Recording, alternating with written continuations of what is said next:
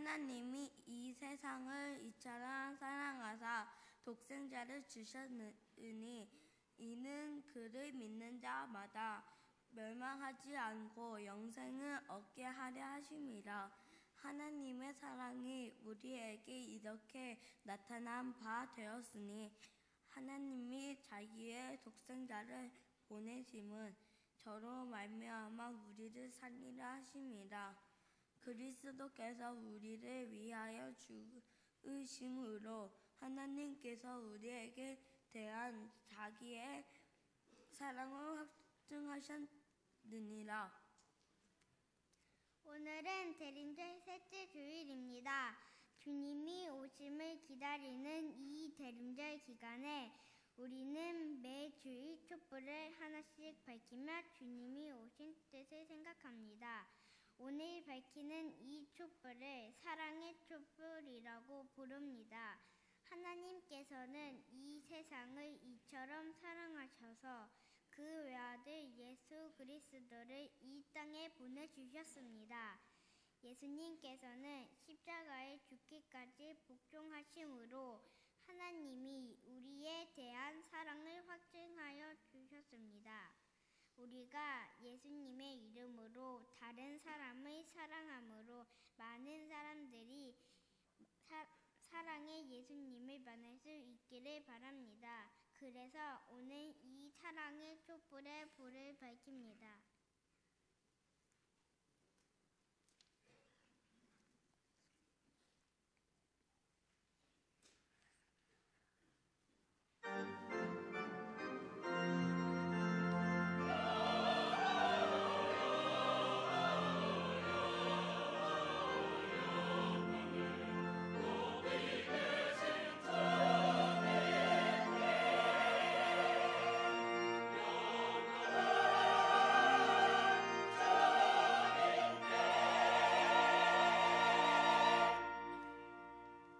오라, 우리가 여호와께 노래하며 우리의 구원의 반석을 향하여 즐거이 외치자.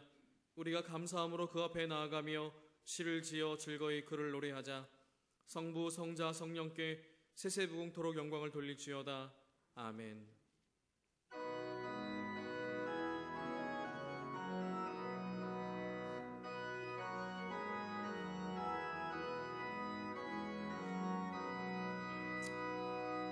다 함께 주를 경배하세.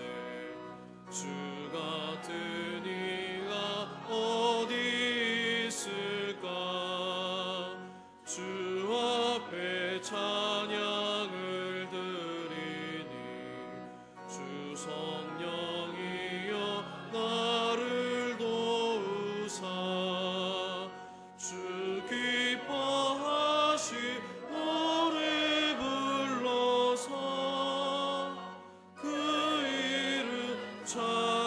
찬양하게 하소서. 아멘.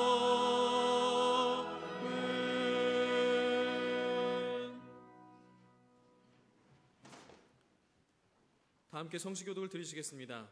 성시교독은 찬송가 뒤에 나오는 교독문 117번 구주강림 세 번째 주일에 관한 말씀입니다.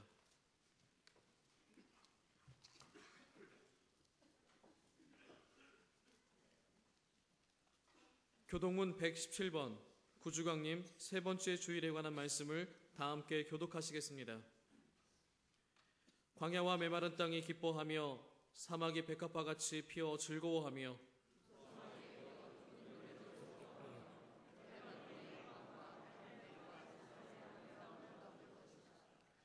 그것들이 여호와의 영광 곧 우리 하나님의 아름다움을 보리로다.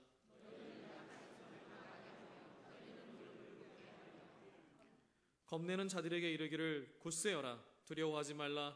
보라, 너희 하나님이 오사.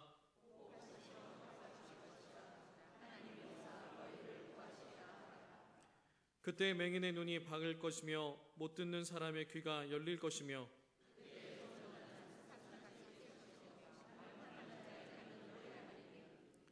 이는 광야에서 물이 솟겠고 사망에서 시내가 흐를 것임이라.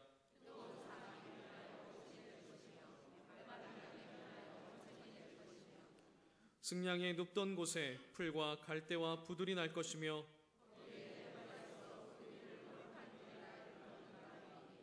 깨끗하지 못한 자는 지나가지 못하겠고 오직 구속함을 입은 자들을 위하여 있게 될 것이라. 아멘. 다 함께 주보를 보시고 겸손한 마음으로 참회의 기도를 드리겠습니다. 우리를 사랑하시는 하나님, 지난 한 주간 동안도 많은 죄악 속에서 살았던 저희들의 모습을 이 시간 고백합니다. 매일 주님과 함께 살기 원했지만 그때뿐이었고 오히려 주님과는 멀어져가는 생활의 연속이었습니다. 주님, 이 시간 이 모든 죄를 통회하며 십자가 앞으로 나아가오니 황폐해진 저희 영혼에 다시금 풍성한 은혜를 허락하여 주옵소서. 주님의 무한하신 사랑을 깊이 깨닫게 하여 주시고 온 세상의 빛이 되신 주님을 따르는 온전한 삶을 살도록 도와주시옵소서. 그래서 세상의 빛과 소금의 사명을 다하는 교회를 이루게 하시며 형제의 아픔을 함께 나눌 수 있는 하나님의 자녀들이 되게 하옵소서. 저희로 하여금 새로운 다짐을 가지고 주님의 뒤를 따라 우리의 십자가를 지고 나갈 수 있게 역사하여 주시옵소서. 계속해서 통성으로 기도드리시겠습니다. 사랑의 아버지 하나님, 이 시간 하나님의 영광을 찬미하며 예배하기 원합니다. 우리들의 마음 가운데 온전히 하늘아버지만 바라보는 시간 되도록 도와주옵소서. 아버지의 마음을 깨닫는 시간 되기를 원합니다. 우리들의 연약하고 죄악된 마음을 이 시간 주님의 십자가 앞에 내려놓사오니 주님, 우리로 정결함을 덧입는 이 예배 되게 하시며 온전히 주님 앞에 설 수 있는 이 예배 되도록 도와주옵소서. 목사님을 통해 선포되는 주님의 말씀으로 인해 거룩히 구별되는 성도로서 자각하는 시간 되게 하시며 겸손하게 마음의 문을 열고 주님의 보배로운 말씀을 체험받는 시간 되게 하여 주옵소서. 우리로 연한 숨과 같은 마음을 더하여 주셔서 특별히 성령 하나님의 임재를 간구하오니 탐욕과 거짓된 마음으로 가득 찬 우리의 심령이 성령 하나님의 도우심으로 말미암아 예배에 합당한 자 되게 인도하여 주옵소서. 생명의 떡을 떼는 이 말씀 잔치 가운데 어느 하나 소외된 자 없도록 우리를 붙들어 주시고 생명의 떡이신 예수님으로 말미암아 생명의 깊이가 더해지는 이 시간 되게 도와주옵소서.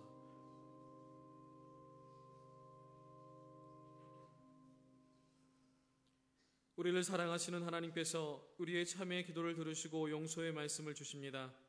내가 넘치는 진노로 내 얼굴을 내게서 잠시 가렸으나 영원한 자비로 너를 긍휼히 여기리라. 내 구속자 여호와께서 말씀하셨느니라. 이 말씀에 의지하여 이 시간 우리가 고백한 모든 죄와 허물이 예수 그리스도의 이름으로 용서받았음을 확신하십시오. 다 함께 사도신경으로 우리의 신앙을 고백하시겠습니다. 전능하사 천지를 만드신 하나님 아버지를 내가 믿사오며 그 외아들 우리 주 예수 그리스도를 믿사오니 이는 성령으로 잉태하사 동정녀 마리아에게 나시고 본디오 빌라도에게 고난을 받으사 십자가에 못 박혀 죽으시고 장사한 지 사흘 만에 죽은 자 가운데서 다시 살아나시며 하늘에 오르사 전능하신 하나님 우편에 앉아 계시다가 저리로서 산자와 죽은 자를 심판하러 오시리라. 성령을 믿사오며 거룩한 공예와 성도가 서로 교통한 것과 죄를 사하여 주신 것과 몸이 다시 산 것과 영원히 산 것을 믿사옵나이다. 아멘.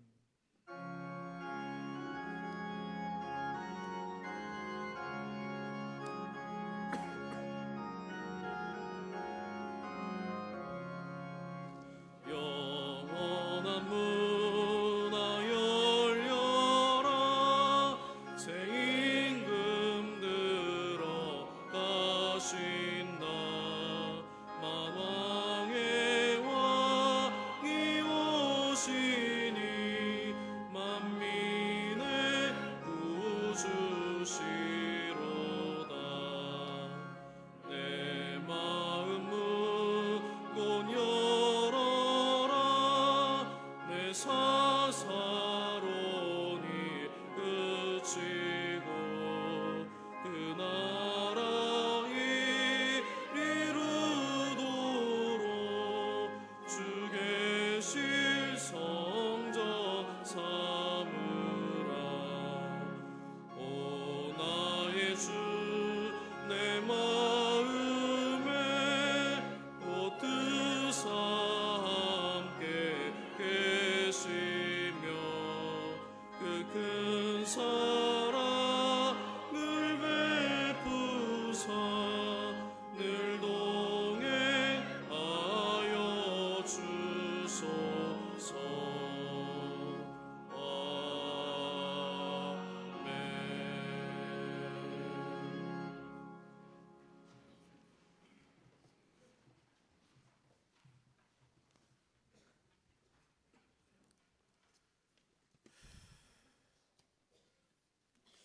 빛과 사랑으로 우리에게 오신 주님, 저희들은 지금 대림절 셋째 주를 맞이하고 있습니다.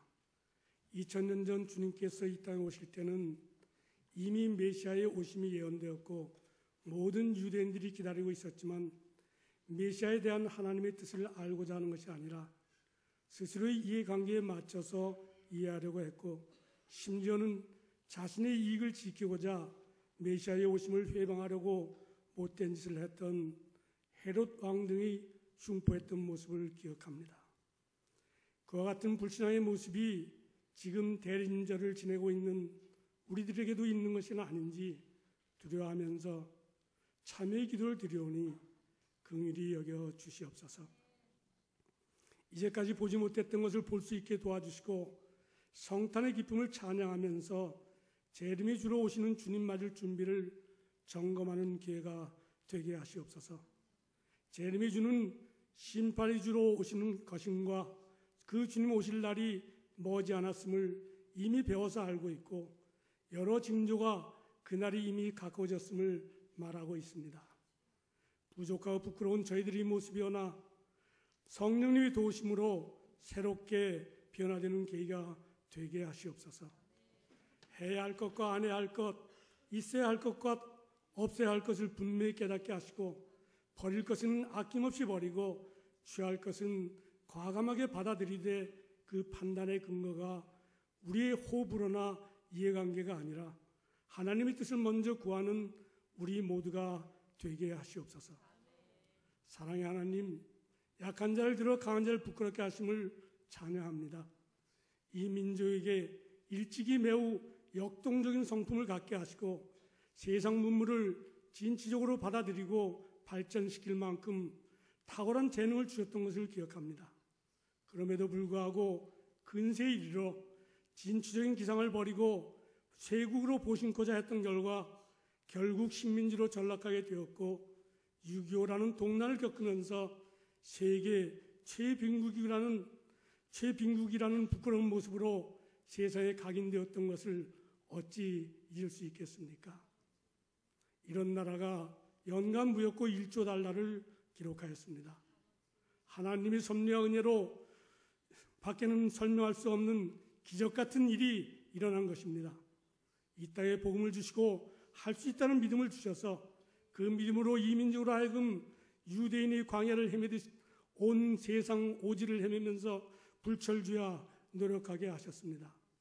아무 배움도 경험도 없는 자들을 묶어 이 일을 이루셨고 세계에서 가장 교육열 높은 나라로 회자되는 조금은 수줍기도 한 결과를 주셨습니다. 반면에 DMZ 너머에는 하나님 모르는 자들이 어떤 모습인가를 보여주기 위한 그러한 것처럼 오히려 이전보다 더 참혹한 모습으로 남아있게 하셨습니다. 세상에서 가장 못나고 고약한 그 모습 그대로의 김정일과 그 무리들이 우리의 형제들을 속이고 겁박하여 노예로 만들었기 때문입니다. 은혜 하나님, 이제 이 민족의 죄를 용서하시고 구원하여 주시옵소서. 흩어진 유대민족에 약속하신 70년 후에 예루살렘 회복 약속이 이루어진 것 같이 이 민족이 66년 전 불의한 자들에게 빼앗긴 동방의 예루살렘이라 불렸던 평양성을 회복시켜 주실 약속의 말씀이 이루어질 것을 믿습니다. 마라나타, 주님 오심을 찬양합니다. 평양성 회복을 감사드립니다. 주 예수 그리스도 이름으로 기도합니다. 아멘.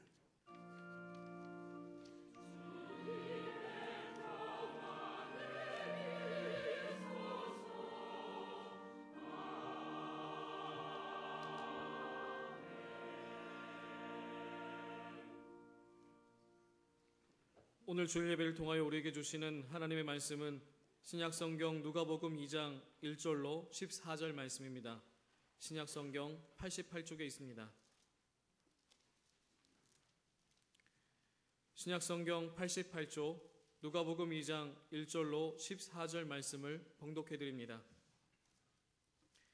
그때 가이사 아구스도가 영을 내려 천하로 다 호적하라 하였으니 이 호적은 구네료가 수리아 총독이 되었을 때 처음 한 것이라.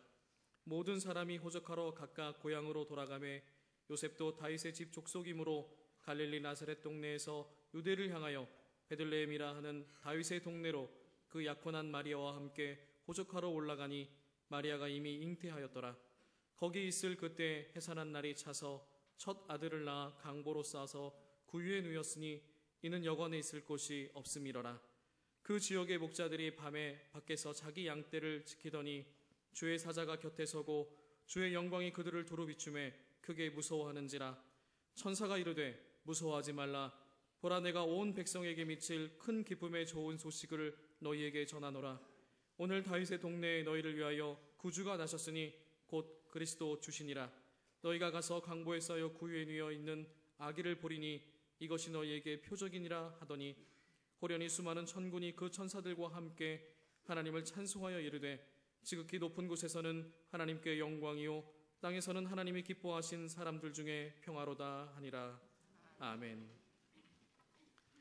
이제 베델성가대 찬양 후 담임 목사님께서 메시아를 맞이한 사람이라는 제목으로 하나님의 말씀을 선포하시겠습니다.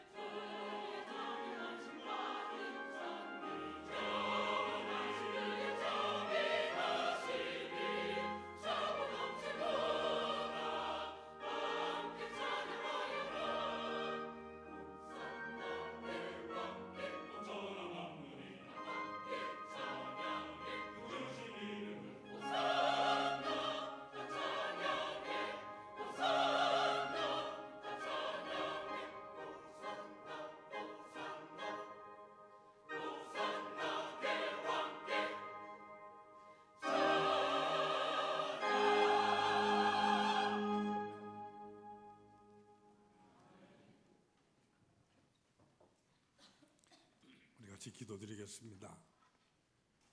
주님의 오심을 기리는 대림절, 임마누엘 주님을 영접하는 귀한 예배를 저희들이 드리고 있습니다. 예배하는 이 시간, 하나님께서 친히 우리에게 주시는 말씀을 우리 마음속에 새기는 시간입니다. 이 종을 주님께서 온전히 주님의 도구로만 쓰시고 친히 말씀하시고 우리 모든 성도들 하나님께서 이 시간 내게 주시는 말씀으로 우리가 아멘으로 응답하며 결단할 수 있는 귀한 역사를 주 성령께서 친히 허락해 주시옵소서. 예수님 거룩하신 이름으로 기도드리옵나이다. 아멘. 크리스마스가 이제 불과 2주 앞으로 다가왔습니다. 이 크리스마스를 불과 지체기 앞에 두고 여러분은 무엇을 준비하고 계십니까? 그리고 무엇보다도 이 크리스마스, 이 성탄이 나에게 주는 의미가 무엇이라고 여러분은 생각을 하십니까? 일본에서 선교 활동을 하고 있는 아주 젊은 선교사 네 분들이 그들이 일본에서 처음으로 맡게 되어졌다는 바로 이 성탄의 감회를 어느 크리스찬 잡지에 이렇게 기고하고 있었습니다. 일본 사람들은 오랜 선교의 역사에 비하여서 아직도 전 인구의 1% 미만만이 크리스찬일 뿐이다. 99%가 기독교와는 아직 상관이 없는 사람들이다.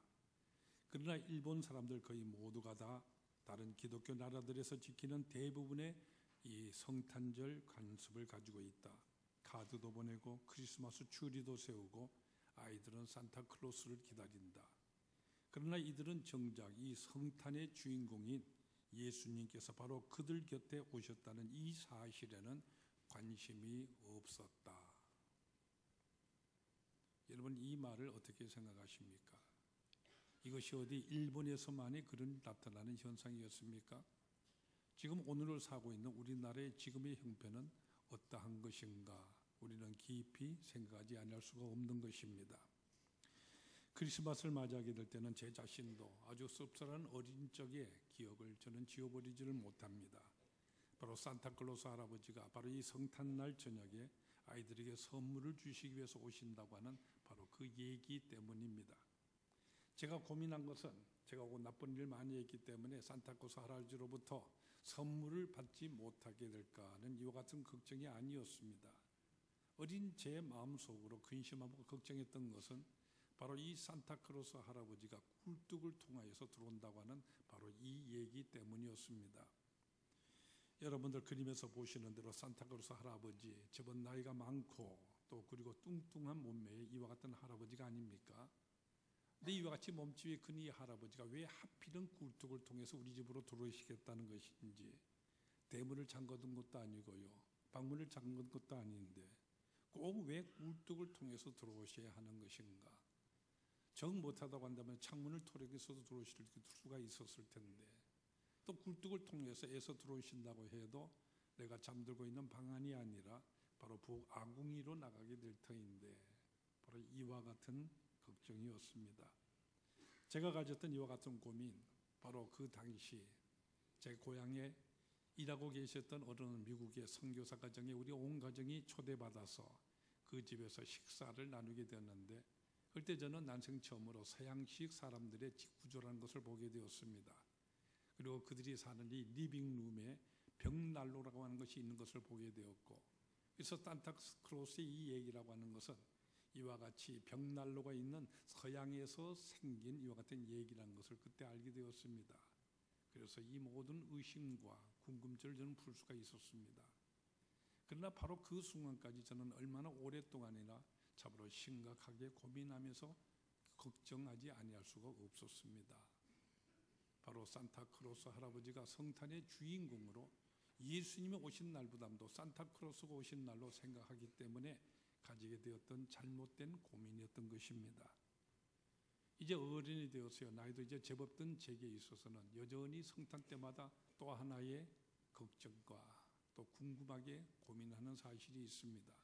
그것이 무엇이냐면은 우리 주님께서는 분명히 우리들에게 도적과 같이 다시 오시겠다고 분명한 약속을 하셨는데, 만약 주님께서 참으로 이 크리스마스를 이날날에 바로 우리 주님께서 다시 오신다면, 그 오시기도 바로 옛날에 우리 주님께서 오셨던 그 모습 그대로 오신다고 한다면, 물론 성경에 보면 우리 주님 다시 재림하실 때에 그때는 천사장의 호령과 나팔 소리와 함께 하늘에서 재림하실 것이라고 우리에게 약속하고는 있습니다만은, 그러나 만약에 예수님께서 처음 이 땅에 오실 때 오셨던 그 모습 그대로 오신다고 한다면은, 그렇다면 오늘날 이렇게 많은 사람들이요 성탄을 맞이할 때마다 카드도 보내고 추리도 세우고 쇼핑도 하고 선물도 주고받으면서 이렇게 분주하게 보내고는 있긴 있지만은, 그러나 과연 얼마나 되는 사람들이 여기에 태어나신 우리 주님을 영접하며 찾아가서 경배할 수 있겠는가?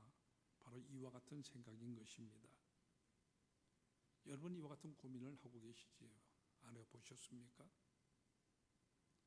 오늘 같이 계신 이 본문의 말씀, 이것은 누가복음에 나타나고 있는 성탄 때 있었던 내용들입니다. 이미 지난주 여러분에게 말씀드린 바와 같이 하나님 말씀은, 성경은 예수님의 탄생 이 자체에 대해서는 별로 큰 의미를 부여하고 있지를 않습니다. 그렇기 때문에 마태복음이 아주 조금, 그리고 누가복음이 조금, 이렇게 두 군데서만 성탄 때 있었던 일을 우리들에게 자그맣게 소개하고 있을 따름인 것입니다. 그런데 이 마태복음이라고 하는 것은 바로 유대인들을 대상으로 해서 복음서를 기록하고 있기 때문에 바로 그 시작에 있어서도 여러분 마태복음 1장 1절에 보시는 바와 같이 아브라함과 다윗의 자손 예수 그리스도의 세계라 이렇게 말하면서 바로 이 태어나시는 메시아, 바로 예수라는 이분은 유대인으로 왕으로 오시게 되시는 메시아, 바로 유대의 왕이라고 이렇게 묘사를 하고 있는 것입니다. 이 때문에 성탄의 기록에 있어서도요, 동방에서부터 이 박사들이 찾아와서 유대인의 왕으로 오신 이가 어디서 태어났느냐 이렇게 묻고는 왕으로 오신 이 예수님께 황금과 유황과 모략을 이렇게 예물로 드리며 경배했다는 사실을 우리들에게 말해주고 있습니다. 여기 비해서 누가복음이라고 하는 것은 유대인들이 대상이 아니라 바로 이방 사람들을 대상하여 복음서를 우리에게 쓰고 기록하고 있기 때문에 예수님께서 오신 것은 바로 만인을 위해서 오신 것임을 누가복음은 강조하고 있습니다. 그렇기 때문에 특별히 예수님을 가난한 자 또는 낮은 자들, 억눌린 자의 친구들로 거기는 강조하여 우리에게 말해주고 있습니다. 그렇기 때문에 그가 이 세상에 태어나신 것도 왕궁 같은 것이 아니라 바로 작고 낮은 이 마구간이었고, 그를 찾아서 경배하는 사람들도 바로 그들을 소개함에 있어서도요 가장 천하고 가난한 사람, 이 목자들이 찾아가서 경배했다, 이 사실을 우리들에게 소개하고 있는 것입니다. 오늘 이 시간에 바로 우리가 조금 전 읽은 이 누가복음에 나타난 성탄의 기록, 바로 이 기록이 우리들에게 주시는 세 가지 특별한 의미, 이제 대림절 우리가 세 번째 주일 예배를 드리면서 우리 모두 우리 마음속에 깊이 새길 수 있기를 바랍니다. 먼저 읽은 이 본문 말씀 보면은요, 하나님께서 행하신 모든 구원의 역사라고 하는 것은 참으로 신비하고도 놀라운 방법으로 우리들에게 이룩하게 된다는 이 사실을 우리들에게 말해주고 있습니다. 오늘 제일 처음 우리가 본문에서 읽은 대로 누가는 예수님께서 베들레헴에서 태어나게 된 이 사실의 배경에 대해서, 그것은 바로 가이사 아구스도가 명령을 내려서 온 로마 제국에 있는 모든 사람들이 다 고향을 찾아가서 호적을 하라고 이렇게 말했기 때문이었다, 이렇게 우리들에게 그 배경을 말해주고 있습니다. 여러분, 오늘 본문에 나오고 있는 이 가이사 아구스도가 누군지 잘 알고 계십니까? 아마도 세계사 시간에 로마 제국이 어떻게 형성되었는지 하는 데 대해서 배웠던 기억들을 여러분 다 가지고 계시리라고 생각을 합니다. 줄리어스 시자 하면 그가 누군지 여러분 다 생각이 되시지요. 바로 이 줄리어스 시자라고 하는 사람이 로마의 원론을 장악을 하고 강력한 정치 지도자로 부상을 하게 되었습니다. 근데 그의 정적들에 의해서 브루토스와 캐시오스라는 이 두 사람이 이 시자를 암살한 다음에 그들이 실권을 잡은 듯 하였지만은 다시 이들은 이 시자의 양아들이었던 옥타비아누스와 그리고 시자의 부관이었던 안토니우스에 의해서 모두 다시 축출을 당해버리고 맙니다. 그렇게 해서 바로 이들이 실권을 잡게 되는데, 여러분 안토니우스 하면 클레오파트라, 바로 여왕을 연상하게 되지 않습니까? 이후에 다시 안토니우스와 이 옥타비누스가 이 정권을 서로가 장악하기 위해서 악툼이라는 곳에서 대해전을 일으키게 되었고, 이 전쟁에서 옥타비아누스가 승리를 하게 되어졌지요. 그리고 이 옥타비아누스가 로마 제국의 최초의 황제로서 등극을 하게 되는 것입니다. 그리고 황제가 되고 난 다음에 그의 황제의 칭호를 아구스투스라고 이렇게 불렀습니다. 그리고 그를 부르는 황제란 존칭에 대해서 줄리어스 시자의 이름을 따라서 시자라고 부르게 만들었던 것이죠. 이 시자라고 하는 것은 영어식 발음인 것이고, 성경이 기록되는 헬라식 발음을 하면 가이사가 되는 것입니다. 그래서 우리말 성경에 보면은 가이사 아구스토라고 이렇게 기록을 하고 있는 것입니다. 이제 이때의 장면 한번 생각해 보십시오. 천하를 통일하고 황제 지위에 오른 이 옥타비누스, 바로 그의 위세 얼마나 당당하였겠습니까? 그는 황제의 지위에 오르자마자 로마 제국을 더욱더 강력한 제국으로 만들기 위하여서 전 로마 제국 산하의 모든 속국들에게 명령을 해서 호적을 하라, 이렇게 명령을 내렸습니다. 그들로 하여금 군대를 징집을 하고요, 또 더 많은 세금을 걷어들이기 위하여서 이와 같은 명령을 내렸던 것입니다. 이 황제의 명령에 따라서 이제 로마 변방에 있는 모든 나라 사람들이 각각 자기의 고향으로 가서 호적을 하였어만 하는데요, 바로 이들 무리들 속에 마리아와 요셉이 섞여 있었던 것입니다. 요셉의 본적이 베들레헴이었기 때문에, 그래서 마리아가 만삭이 되어진 이런 모습이지만은 황제의 명령 때문에 어쩔 수 없이 베들레헴으로 호적하기 위해서 갈 수밖에 없었던 것이었죠. 여기서 우리는 좀 마음에 거리끼는 점이 있는 것을 우리는 보게 됩니다. 예수님이 누구십니까? 그는 바로 하나님의 아들이시요 이 세상을 구원하시기 오신 전능하신 하나님 바로 그분이시지 않습니까? 근데 바로 이 만왕의 왕으로 오신 그분이 일개 이 세상의 왕인 로마 황제의 명령에 따라서 어쩔 수 없이 베들레헴으로 내려갈 수밖에 없었고요. 거기 가서도 방이 없어서 마구간에서 태어나게 되어졌고, 그것도 말 밥통에 이 말 구유에 그의 몸이 뉘어지고 있었다는 바로 이 사실입니다. 아마도 이 장면에서 이 세상의 권력자들은 말하기를요, 이 세상에서 강한 자는 바로 자기들이고 권력이 결국 이 세상을 지배하고 승리자들은 바로 자기들이라고 이렇게 생각을 할 것입니다. 보라고 이 세상에 하나님의 아들이라고 하는 이 사람도 자기들의 말에 의하여서 어쩔 수 없이 이리 밀리고 저리 밀리고 하고 있지 않느냐, 아마 이렇게 말할지도 모릅니다. 또 우리가 언뜻 볼 때 과연 그러한 것 같기도 합니다. 힘을 가진 자가 이 세상을 지배하는 것처럼 보입니다. 그러나 놀라운 점은 바로 여기에 하나님의 신비하고도 놀라운 구원의 역사가 도도하게 흐르고 있었다는 바로 이 사실입니다. 곰곰이 이 장면을 생각해 보세요. 마리아와 요셉 이 모두가 다 갈릴리에 유대 땅 북쪽에 있는 갈릴리 나사렛 곳에서 여기서 태어났던 사람이고 여기서 자라났던 사람입니다. 우리 사람들은 어떻게 합니까? 멀리 나가 있더라도 해산할 때가 되면 친정으로 가기도 하고요, 또는 여행을 갔다가도 자기 집으로 돌아가서 자기 몸을 풀곤 하지는 않습니까? 마리아와 요셉도요, 자기들이 자라났던 이곳을 떠나서 아기를 낳겠다고 일부러 베들레헴은 절대로 내려가지를 않았을 것입니다. 당시 권력자의 명령에 의하여서 만삭이 된 몸이지만 어쩔 수 없이 이 베들레헴으로 내려갈 수밖에 없었습니다. 일가 친척이라든지 아는 사람 한 사람들은 바로 이곳에서, 그렇기 때문에 방 하나도 얻지를 못했기 때문에 마구간으로 가서요 말구이에 아기를 내어서 거기에 누일 수밖에 없었습니다. 얼마나 초라하고 한심한 이와 같은 모습입니까?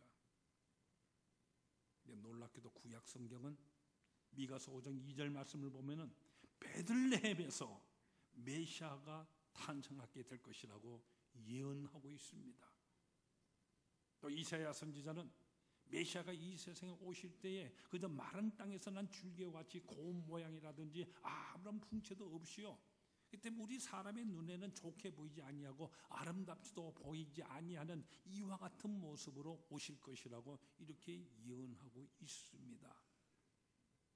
메시아 그분의 탄생이라고 하는 것은 왕궁이나 호화저택이 아니라 이 세상 눌린 자, 가난한 자들 위해서 오실 것이라고 그의 탄생의 모습 이렇게 이미 예언하고 있었던 것입니다.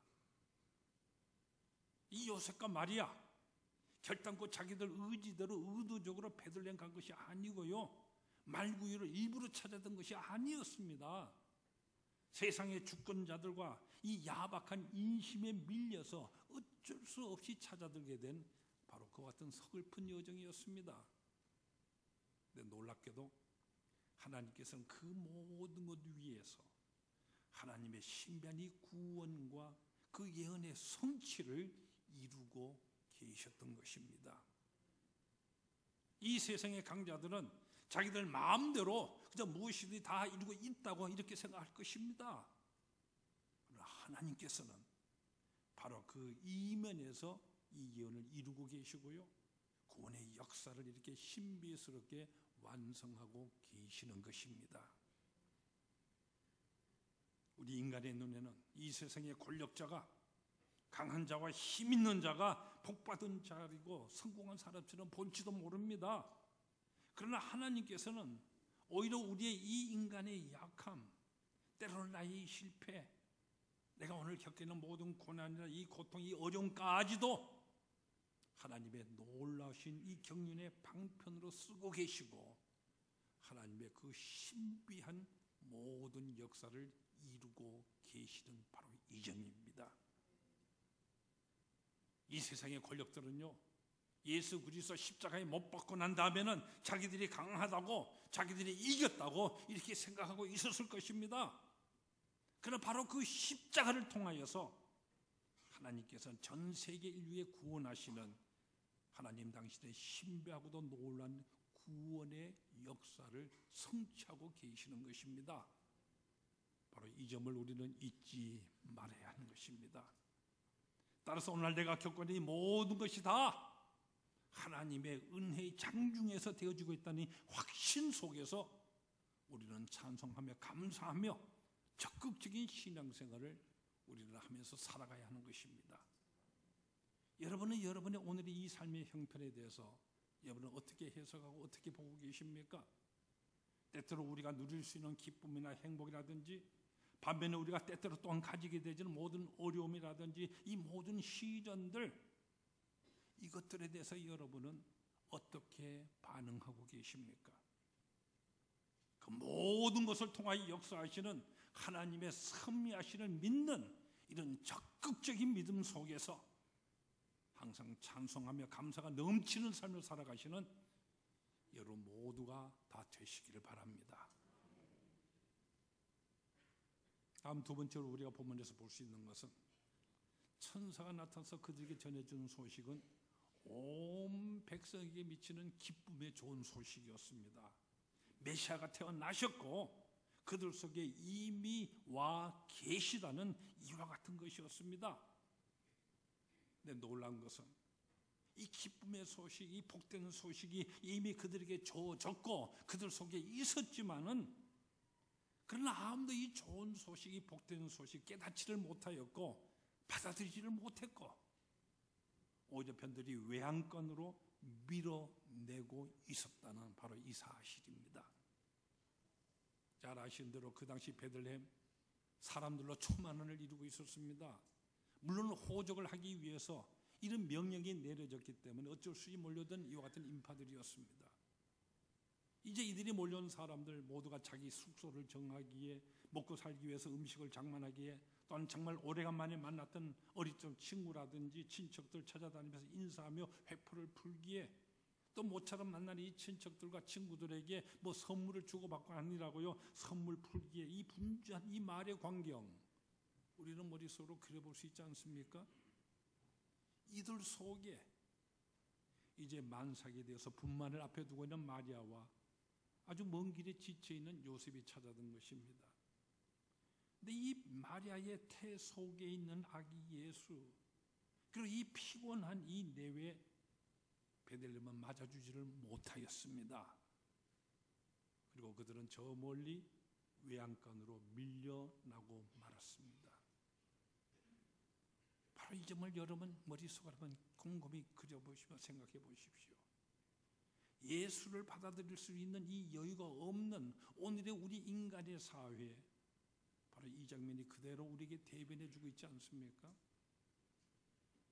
크리스마스 카드를 보면요, 메리 크리스마스는 이 말이 어느 사이인지 해피 홀리데이로 이렇게 바뀌고 있습니다. 아기 예수가 아니라 산타 클로스가 이 날의 주인공으로 등장하고 있습니다. 우리는 그리스도를 따른다고 하지만은, 예수를 믿는다고 하지만은 솔직히 말하여서 우리의 마음속에 이 세상 것들, 이 잡다한 모든 근심 걱정 이런 것들이 초만원이 되어서요, 정말로 이 기쁜 소식, 복된 소식 우리가 받아들이며 기뻐하며 누릴 수 있는 이 자리, 이 여유가 우리에게 없는 것은 아닙니까?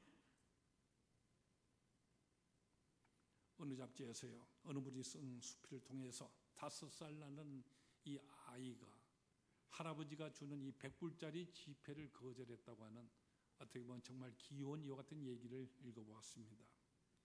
여러분, 100불짜리라고 하는 우리나라 돈은 10만 원짜리, 10만 원 정도에 해당하지 않습니까? 좀 더 많죠.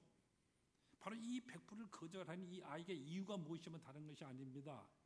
자기가 가지고 있는 벙어리 저금통이 이제 꽉 차 있기 때문에, 그래서 100불짜리 지폐를 넣을 만한 그런 스페이스가, 공간이 없다는 것입니다. 그래서 이것을 거절하는 것이죠. 할아버지가 보았더니 이 저금통 안에 보니까 1페니짜리, 우리나라 10원짜리 동전에 해당하겠죠. 이것들로 거기 꽉 차 있었습니다. 정말 그 이상 더 어떻게 할 지폐가 들을 여유가 없습니다. 그래서 이 할아버지가 웃으면서 100불짜리를 집어넣고 1페니짜리 동전 하나를 주었다고 하는 이와 같은 얘기입니다. 여러분 이 얘기를 어떻게 보십니까? 여러분 바로 이와 같은 페니로 채워진 이 저금통이 200불을 거절하게 만들었습니다. 근데 바로 오늘 우리들 자신들도 이 아이와 똑같은 이와 같은 실수를 범하고 있지는 아니한가? 바로 이 점입니다. 정말로 위대한 가치를 지닌 구세주로 오신 이 예수를 거절하였던 이 베들레헴처럼 말이죠. 오늘 우리도 별거 아닌 것들 가지고 고민하고 걱정하는 이런 마음들로 늘 꽉 차 있기 때문에 예수 그리스도를 받아들일 수 있는 여유가 없다고 거절하고 있지는 아니한가? 바로 이 점인 것입니다. 오늘 본문을 보세요. 내가 큰 기쁨의 좋은 소식을 너에게 전하노라 이렇게 천사는 말하였지만은 나는 이 기쁨을 받고도 얼마나 다른 모든 일들로 인하여서 고민도 하고 번민도 하고 기쁨을 주지 못하는 그런 것들에서 오히려 우리가 기쁨을 찾아보겠다고 헛되이 나의 시간이나 나의 모든 이 생명 낭비해버리는 이와 같은 일들이 많았습니까? 미국 감리교회 감독을 지내신 웰치 목사님이라는 분이 계시다. 유명한 분입니다. 백거저 한 5세 정도로 장수하셨던 분이신데 이분이 101세 생일을 맞이했었을 때에 기자들이 질문을 받았습니다. 감독님, 101살이란 이 나이에 대해서 목사님은 두려움을 느껴보지는 않았습니까? 이때 이 웰치 감독이 이렇게 대답을 했다고 합니다. 나는 30년 전인 70세 되는 해에 그때 늦게나마 이와 같은 진리를 그때 깨달았습니다. 내가 지나온 긴 과거를 해고해 보니까 정말로 근심과 걱정을 계속 가지고 나는 살아왔었는데 사실 따지고 보았더니 내가 거의 날마다 가지고 있었던 그 모든 근심이나 걱정의 대부분이 실제로는 생겨나지 아니할 그런 것들 때문이었습니다. 우리는 실제로 생기지도 않을 그런 일들 때문에 그것들 위해서 헛된 근심 걱정을 너무나도 많이 하면서 살아갑니다. 하나님께 근심도 걱정도 맡겨버리는 이 같은 믿음을 우리가 가져야 하지 않겠습니까? 바로 이를 위하여서 우리 주님께서 이 땅에 오신 것입니다. 이 목사님의 말 여러분 어떻게 생각하십니까? 과연 그렇지 않습니까? 여러분의 마음속에 정말 주님을 거하게 하실 수 있는 이와 같은 자리가 준비되어 있으십니까? 이 세상적인 모든 고민, 염려하며 걱정되는 이런 것들로 꽉 차 있지는 않습니까? 다 주님께 맡겨버리세요. 우리 주님을 의지하세요. 주님을 영접할 수 있는 이 방 여러분 마음속에 만들어야만 합니다. 예수님께서 심령이 가난한 자가 복이 있다고 하시고 천국이 그들의 것이라고 말씀을 하셨습니다. 참된 기쁨, 복된 기쁨을 진정으로 누리시는 여러분 모두가 다 되시기를 바랍니다.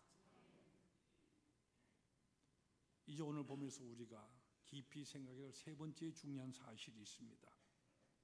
그것은 이 성탄의 기쁨에 직접 참여하는 이 영광을 얻은 자들이 바로 목자들이었다는 바로 이 사실입니다. 들에서 양이나 치고 있던 목자들, 이 노동자들에게 아기 예수의 탄생의 소식이 전해지고 바로 이들이 누구보다도 먼저 찾아가서 메시아를 맞이하게 되었다. 좀 이상한 얘기지 않습니까? 그 당시 베들레헴에는 얼마나 많은 사람들이 있었던 것입니까? 또 얼마나 많은 사람들이 메시아가 오실 것이라고 예언하였었고요. 또 얼마나 많은 사람들이 이 메시아를 한번 만나볼 것이라고 기다리고 있었습니까? 이뿐 아니죠. 또 얼마나 많은 사람들이 이 메시아가 어느 곳에서 태어날 것이라고 그 정확하게 장소까지도 알고 있었습니까? 동방에서 박사들이 찾아와서요. 유대인의 왕으로 오신 이가 어디에서 태어났습니까? 물었더니 베들레헴에서 태어났을 것입니다. 이렇게 정확하게 대답하지 않았었습니까? 그렇게도 많은 사람들이 메시아의 출현 예언하며 기다리며 대기하고 있었는데 어째서 그 누구에게도 이 처음 크리스마스에 참여하는 영광 주어지지를 아니하고 엉뚱하게요. 짐승의 뒤나 쫓고 있는 이 평범한 목자들에게 그 영광이 주어지는 것입니까? 우리가 성경을 좀 자세히 읽어본다면 이 수수께끼를 우리는 금방 풀 수가 있습니다. 오늘 읽은 본문 2장 8절 말씀을 여러분 주목해서 보세요. 오늘 이 말씀 원문의 뜻 그대로 살려서 읽으면 이와 같은 말이 됩니다. 그때 목자들이 밤새워 자기의 양떼를 지키느라고 들에 있었는데, 바로 이와 같은 말입니다. 우리가 언뜻 생각했을 때 목자가 양을 지키는 것은 당연한 일이겠죠. 그러나 보통의 경우와 다른 점은 밤새워서 들에서 양을 지켰다 하는 바로 이 점인 것입니다.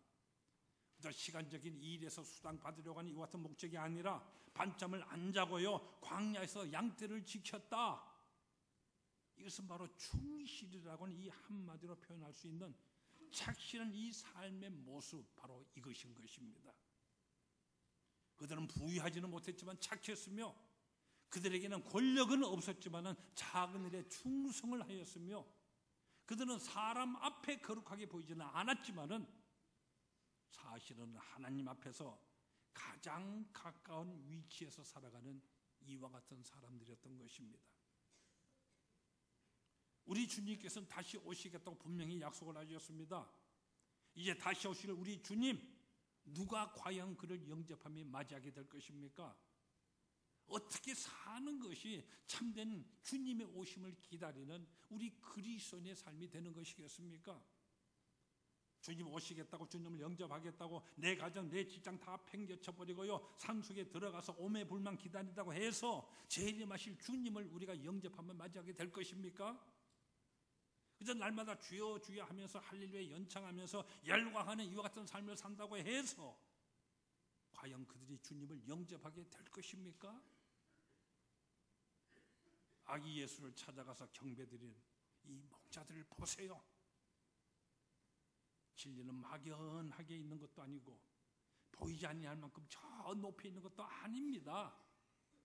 바로 그것은 날마다의 구체적인 우리들의, 바로 여러분의 매일매일의 생활 속에 있는 것입니다. 얼마나 기도하며 믿음 가운데 충실한 하루를 살아가고 있는가? 얼마만큼 알찬 시간을 나는 보내고 있었던 것인가?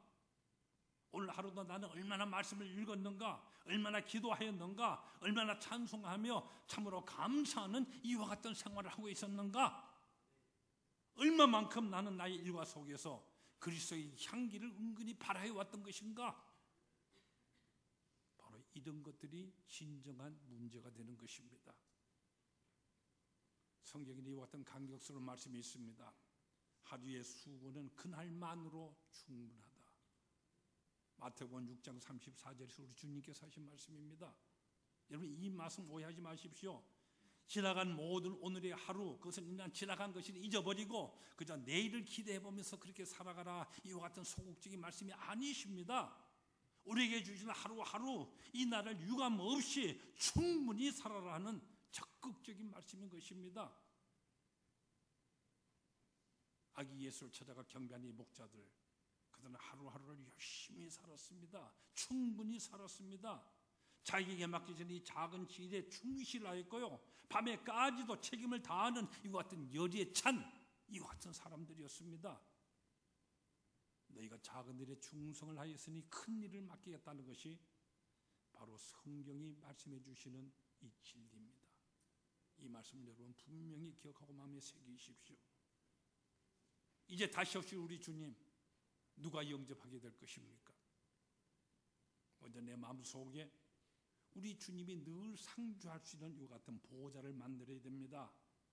쓸데없는 폐뇌와 같은 이런 것들로 근심 걱정하면서 내 마음을 가득 채우고 있노라면은 정작 우리 주님 그곳에 거할 곳이 없게 됩니다. 하나님은 나의 모든 일상 모든 것에서 당신의 구원의 역사를 신비하게 이루고 계심을 확신하면서 근심 거둔 모든 것들 좌절하지 아니하고 오히려 이것을 통하여 하나님의 구원의 역사가 이루게 된다는 이런 긍정적인 확신을 가지고 우리는 열심히 하루하루를 충성하며 살아야 됩니다.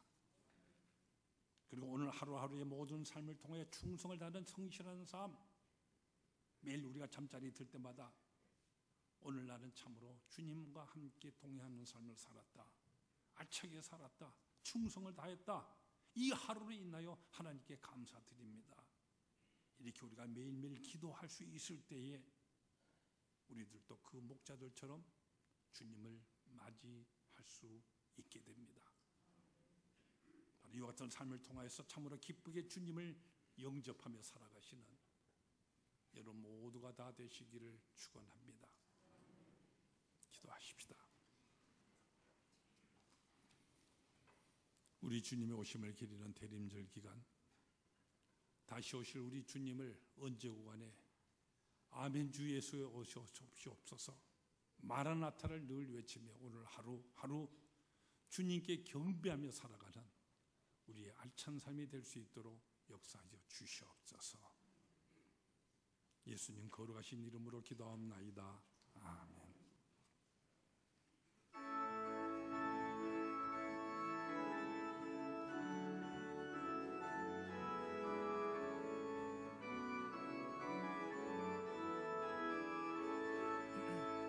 영광 나라 천사들아 땅끝까지 날면서 하나님을 찬양하고 구주나심 전하라.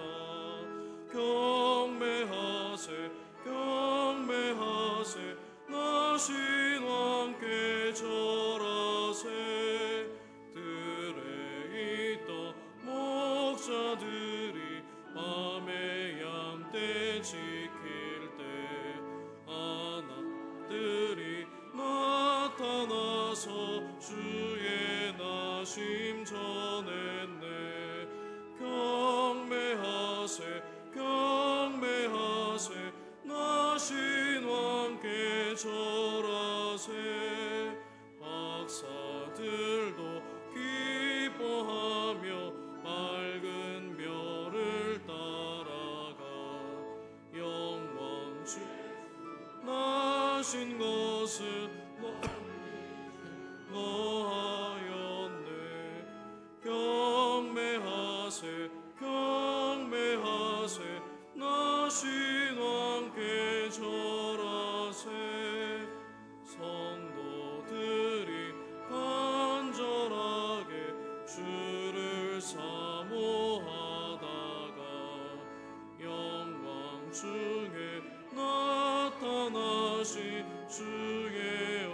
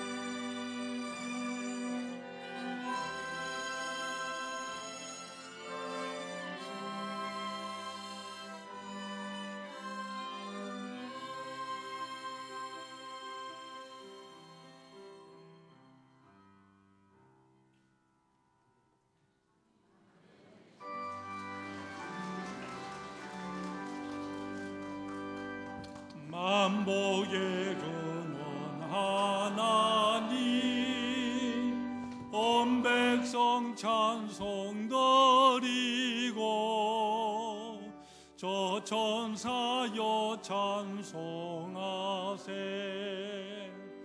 찬송 성부 성자 성령 아멘. 감사하신 우리 아버지 하나님, 신이 임마누엘 되시사 우리 속에 거하시며 에베네셀의 그 형통하신 사랑의 은총으로 여기까지 인도해 주시니 감사합니다. 언제나 여호와의 이레로서 언제나 우리의 필요를 채워주시고 준비해 주시며 우리를 이끌어 주시는 주님, 주님의 사랑을 받고 여기까지 왔사오니 우리들이 그저 하나님 앞에 그저 예배하며 감사하며 찬송할 수밖에 없는 것임을 깨닫습니다. 오늘 거룩한 주님의 날, 우리가 주님 전에 나와 예배하는 이 시간에 우리의 마음과 감사와 우리의 모든 뜻과 정성을 묻고 이 헌금에 담아 나 자신을 순전한 산 제물로 주님께 드리는 표로 이 시간 주님께 예배 행위로 봉헌드립니다.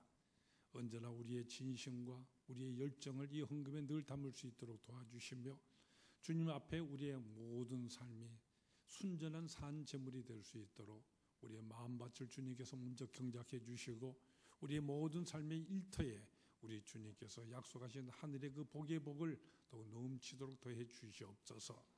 그래서 우리가 넘치는 감사의 생활로 하나님이 어떠하신 분이심을 우리의 삶을 통하여 늘 바르게 증거할 수 있도록 도와주시며 우리의 삶에 넘치는 하나님이 채워주시는 복이 흘러서 이 세상에 우리가 복의 근원으로 더욱 살아갈 수 있도록 역사해 주시옵소서. 오늘 예배드리는 이 시간에 온전한 11조로 하나님을 경배하며 신앙 고백하는 모든 성도들에게 우리 하나님 약속하신 그 흔들어 넘치게 채워주시는 하나님의 은혜가 언제나 흘러나갈 수 있는 귀한 역사를 더해 주시고 감사의 제단을 쌓으며 소원의 기도를 드리는 모든 성도들의 그 간구에 응답의 역사를 더해 주시옵소서. 우리에게 주신 모든 사명을 위해서 선교 헌금으로 또 기타 여러 가지 목적 헌금으로 주님께 봉헌드립니다. 언제나 후이드리며 기쁜 마음으로 즐거이 넘치는 감사의 생활을 하게 하시고 그래서 거기서 언제나 이룩되지는 하나님의 나라가 이 땅에 이루어지는 그 은혜와 감격 속에 늘 살아갈 수 있게 주님이 역사하여 주시옵소서. 예수님 거룩하신 이름으로 기도드리옵나이다. 아멘.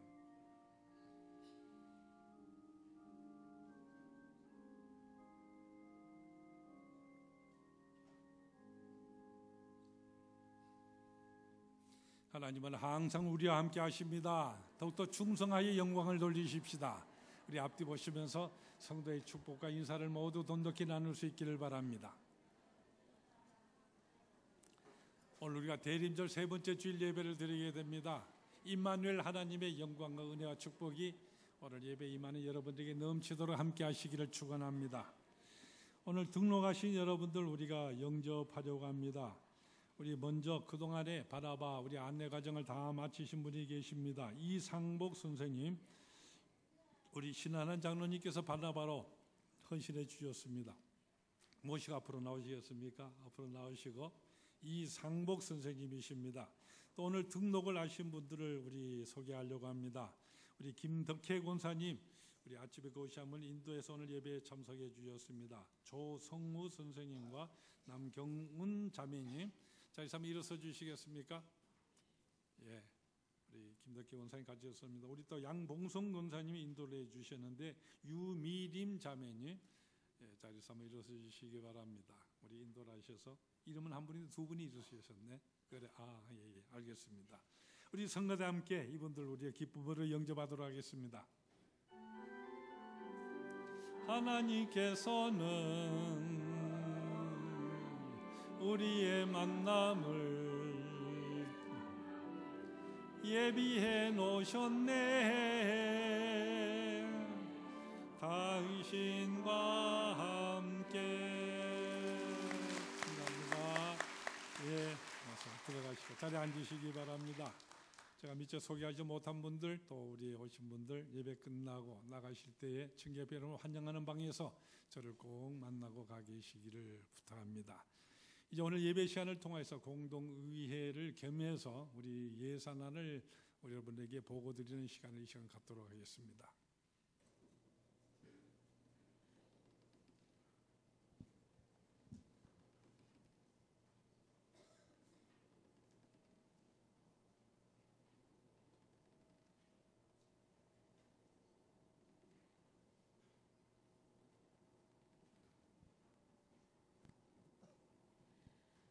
하나님의 은혜로 2011년도 한 해를 어려움 없게 하심을 감사드립니다.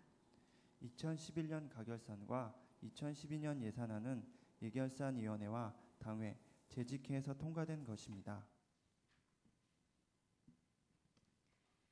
2011년 예결산 보고를 드리겠습니다. 먼저 순서는 수입 예결산 보고를 드린 후 지출 예결산 보고를 드리겠습니다.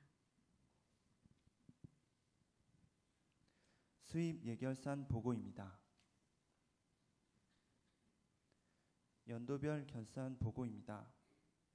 2001년부터 2011년까지 결산액은 다음과 같습니다.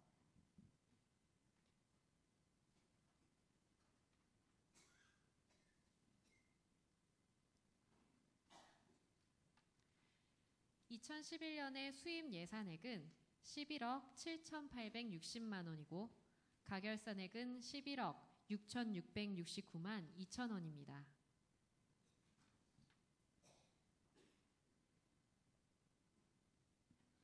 (2011년) 수입 가결산 및 2012년 수입 예산안입니다. 2011년 예산은 11억 8,060만 원이고 2011년 가결산액은 11억 6,669만 2천 원이며 2012년 예산액은 11억 6,960만 원입니다.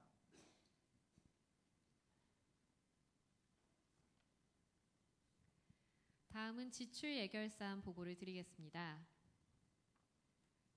2011년 지출 가결산 및 2012년 지출 예산안입니다.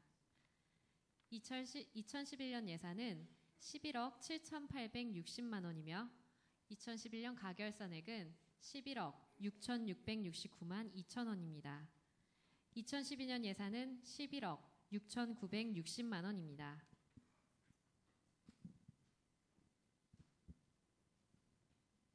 각 부서별 예산안을 말씀드리겠습니다. 먼저 예배부입니다. 2011년 예산은 8,112만 원이고 2011년 가결산액은 8,012만 원이며 2012년 예산은 8,512만 원입니다. 다음은 음악부입니다. 음악부의 2011년 예산은 5,220만 원, 가결산액은 5,220만 원이며 2012년 예산은 5,280만 원입니다.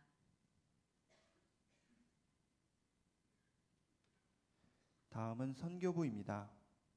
2011년 예산은 2억 2,298만 원이고 2011년 가결산액은 2억 3,320만 원이며 2012년 예산은 1억 8,080만 원입니다.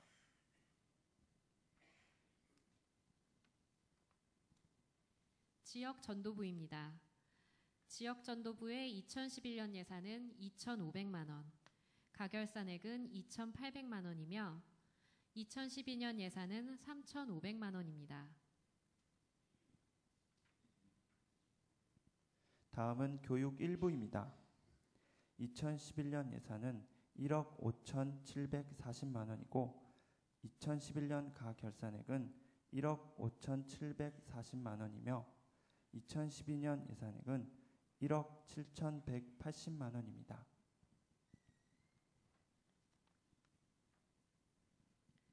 다음은 교육 2부입니다. 교육 2부의 2011년 예산은 5,300만 원, 가결산액은 4,800만 원이며 2012년 예산은 5,300만 원입니다.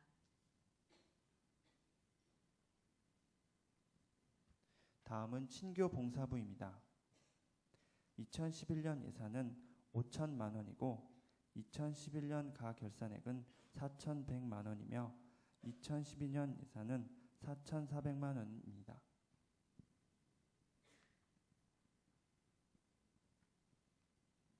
다음 관리부입니다.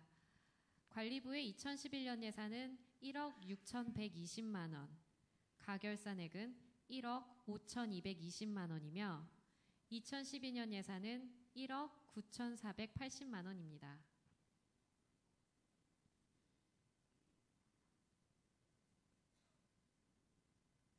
다음은 서무부입니다.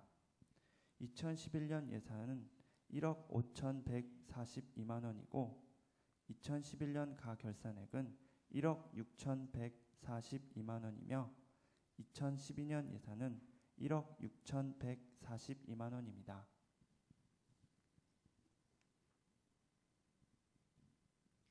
재정부입니다. 재정부의 2011년 예산은 1억 9,550만 원, 가결산액은 2억 55만 2천 원이며 2012년 예산은 1억 7,640만 원입니다.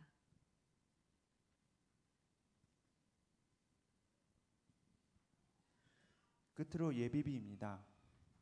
2011년 예산은 2,878만 원이고 2011년 가결산액은 1,000만 원이며 2012년 예산은 1,446만 원입니다.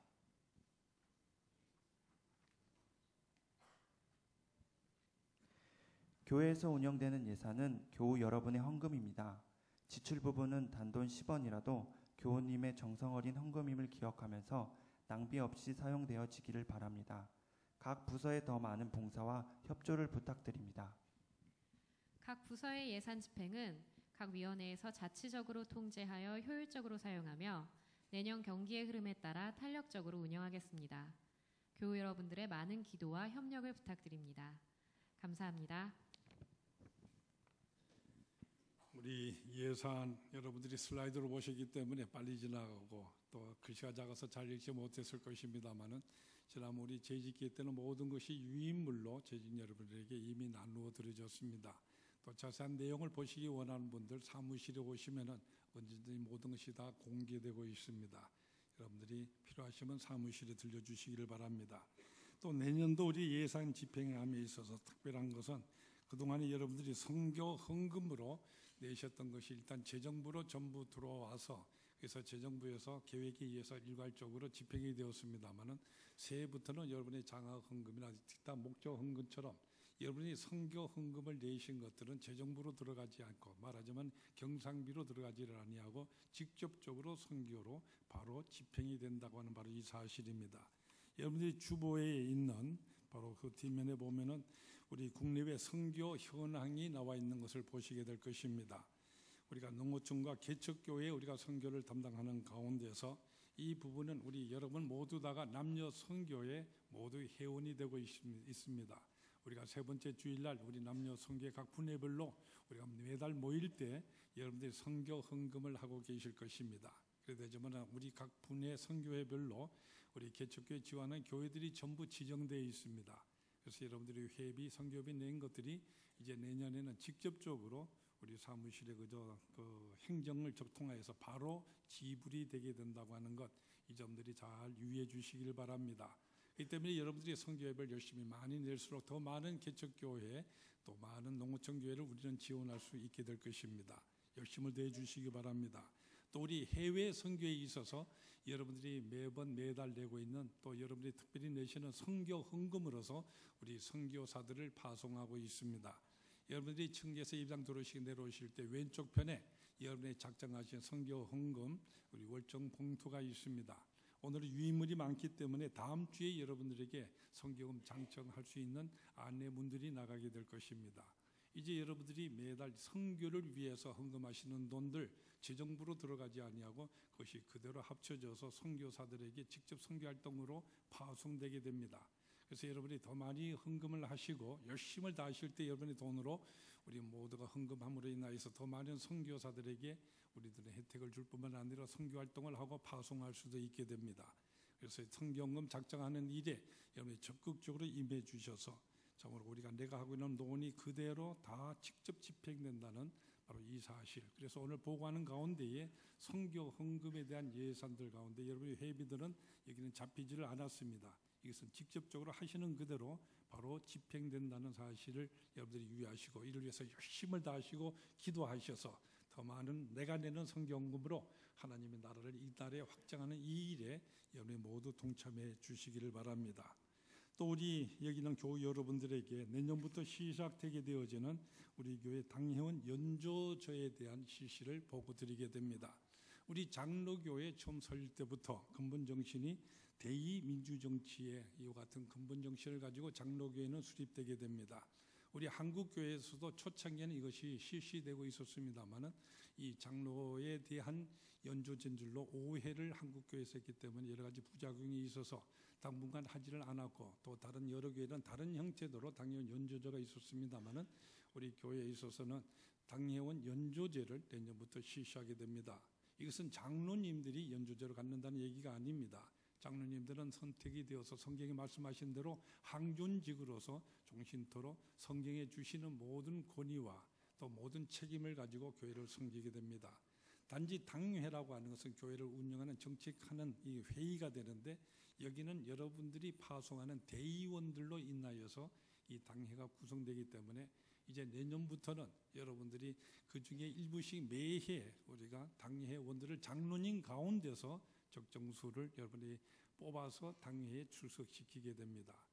그래서 이 점에 대해서는 여러분들이 올라가실 때 게시판에 보면은 당회원 연조제에 대한 이 모든 내용들이 규정으로 자세히 쓰여 있는 것을 읽을 수 있을 것입니다. 그것을 읽으면은 어떻게 진행되는 것인지 여러분이 잘 이해하리라고 생각을 합니다.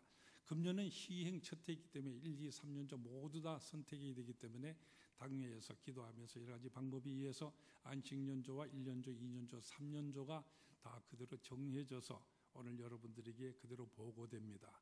이 인조제에 해당하는 장로님들의 명단 여러분들이 교회 소식란을 통하여서 잘 참고해 주시기를 바랍니다. 이제 이어서 교회 소식 여러분이 전해드립니다. 우리 성탄에 대한 여기 관계되는 교회 소식 여러분이 말씀드립니다. 이미 말씀드린 것처럼 다음 주일날 성탄 바로 한 주 직전 주일이 됩니다. 오후 찬양 예배를 통하여서 핸델의 그 유명한 우리 오라토리오가 있지 않습니까? 메시아가 우리 교회 아마 역사상에 처음으로 전곡이 아마 연주되리라고 생각을 합니다. 하나님께 영광 돌리며 성도 여러분 모두 다 참여하셔서 귀한 은혜를 모두 함께 나눌 수 있기를 바랍니다. 이 많은 유인물이 마련되어 있습니다. 안내부에 가시면 여러분들이 10부든 100부든 얼마든지 가지고 갈 수 있습니다. 주위 모든 분들을 초대하는 우리 초대장으로 적극적으로 활용해 주시기를 부탁드립니다. 또 이번 성탄날은 우리 주일과 겹쳐 있습니다. 다음 주일이 되는데, 그러나 주일 예배가 언제나 우선됩니다. 그래서 다음 25일 날을 우리는 주일 예배로 1, 2, 3부 나눠서 드리게 됩니다. 그러면서 성탄이 겹쳐있기 때문에 성탄을 중심만 또 이와 같은 내용의 예배로 드리게 될 것입니다. 이날 유아 세례가 있게 되는 것 정말 잘 기억하시고 해당되는 모든 가정에서 준비를 갖춰 주시기를 바랍니다. 그리고 이번 주 말고 그 다음 주간부터 성탄 바로 한 주 전 일주일 동안에 대림절 특별 새벽 기도회를 갖게 됩니다. 평소에 여러분들이 여러 가지 이유로 통해서 새벽에 기도의 제단을 쌓지 못한 분들, 이 주님의 오심을 여러분들이 기도하면서 깨어서 주님을 영접하는 귀한 결단하시고 많은 은혜를 나눌 수 있기를 바랍니다. 주보 간지에 여기 해당되는 모든 순서 맡은 분들 나와 있습니다. 잘 보시고 기도 준비를 갖추고 여러분 모두가 함께 기도하시면서 이제 다시 오실 주님을 영접하는 여러분 모두가 다 될 수 있기를 바랍니다. 또 이와 함께 주보 간지 속에 2012년도 봉사할 집사 서리 임명을 위한 서신들 여러분을 보시게 될 것입니다. 금년에 우리 서리 집사로 봉사하신 분들과 또 그 외 분들, 우리 새로 등록하신 모든 분들 가운데 세례 받으신 분들은 모두 여기에 지원할 수 있습니다. 잘 읽으시고 이번 주일에 있어서는 마지막 주가 성탄으로 끝나버리기 때문에 다음 주에 여기 서약하는 예식을 갖게 될 것입니다.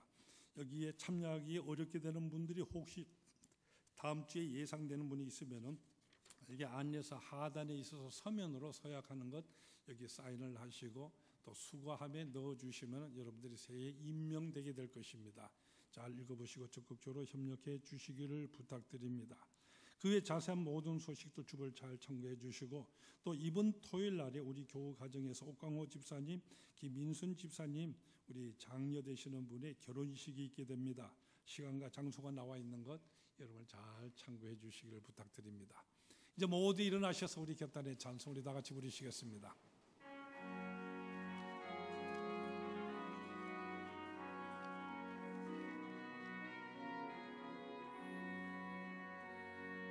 내 눈 주의 영광을 보내 우리 가운데 계신 주님, 그 빛난 영광 온 하늘 덮고 그 찬송 온 땅 가득해. 내 눈 주의 영광을 보내 찬송 가운데 서신 주님, 주님의 얼굴은 온 세상 향하네. 권능의 팔을 드셨네. 주의 영광 이곳에 가득해. 우린 선의 주님과 함께 찬양하며 우리는 전진하리. 모든 열방 주 볼 때까지. 하늘 아버지 우릴 새롭게 하사 열방 중에서 주를 섬기게 하소서. 모든 나라 일어나 찬송 부르며 영광의 주님을 보게 하소서. 주의 영광 이곳에 가득해. 우린 선의 주님과 함께 찬양하며 우리는 전진하리. 모든 열방 주 볼 때까지. 진의 이 땅에 오셔서 임마누엘 되시며 하늘의 그 소망과 그 은혜를 우리에게 허락해 주신 우리 주 예수 그리스도의 은혜와 우리를 이 땅에 창조하실 때부터 오늘에 이르기까지 또 역사의 끝날까지 항상 섭리하시며 베풀어 주시는 우리 하나님 아버지의 그 무궁하신 사랑하여 주심과 우리의 삶 속에 늘 내주에 계셔서 말할 수 없는 탄식과 간구로 우리를 대신하여 기도해 주시며 하늘의 소망의 길로 우리가 늘 바르게 살아가도록 인도하여 주시는 성령의 역사, 감화, 감동하심이 2011년도 대림절을 맞이하면서 우리 주님 오심을 늘 언제간에 영접할 준비를 갖출 것을 다짐하고 있는 이 자리 머리 숙인 모든 하나님의 백성들 위해 영원토록 함께 하시기 축원하옵나이다. 아멘.